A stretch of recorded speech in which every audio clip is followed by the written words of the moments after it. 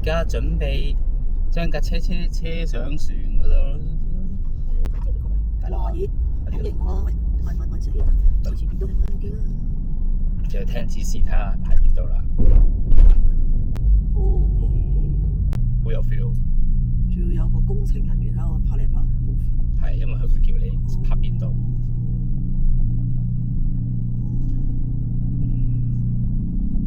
最大20噸車輛重量，哎呀，我哋已經跳緊上個船板度啦。哎呀，算啦。等佢叫啦，等指示。哇，咁樣嚟裏邊。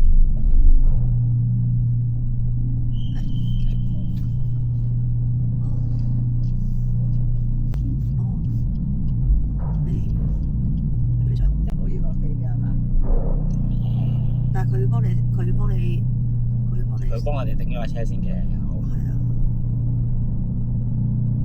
再嚟，聽啦。我哋完成啦！我哋咁樣就派完車啦。走啦！啊，就得噶啦。不過走之前咧，我哋準備落車啦，泊好船啦。係。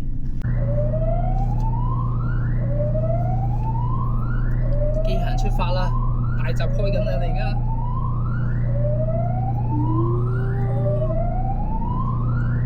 見到佢哋咁跑落去咧，都覺得好緊張。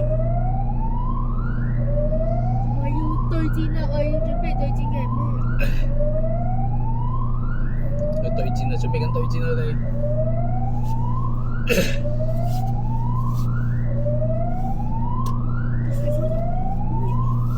我都 ready 準備啦。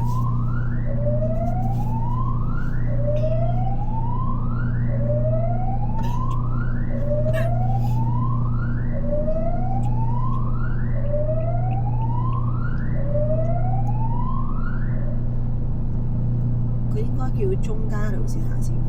應該會嘅，佢逐格叫嘛。你頭3格先啦，佢。咦？佢拉鏈佢喎，而家。未得。佢要逐個攞走啲咩嘅？等佢嗌。係啦，人哋先。等佢嗌啦。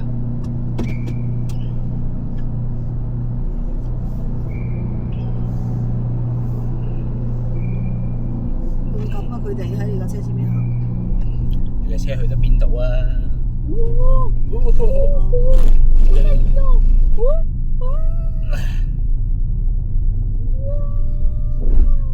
之後揸去邊咧？